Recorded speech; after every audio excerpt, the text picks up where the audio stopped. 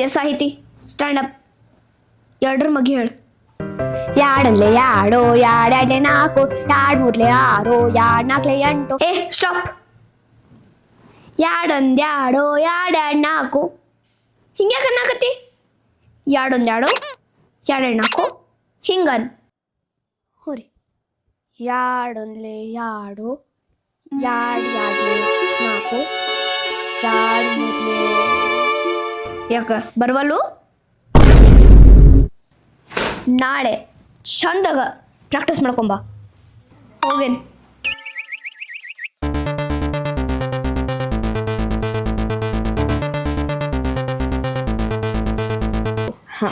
ಬಂತಂತೂ ಯಾಡ್ರ ಮಗ್ಗಿ ಅಳ್ಳಾಡಿಲ್ದ ಹೇಳ್ತೇನೆ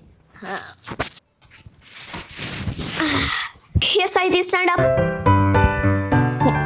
ಯಾಡೊಂದ್ ಯಾಡು ಇವತ್ತು ಎರಡ್ರದ್ದು ಬೇಡ ಮೂರದ್ದು ಹೇಳ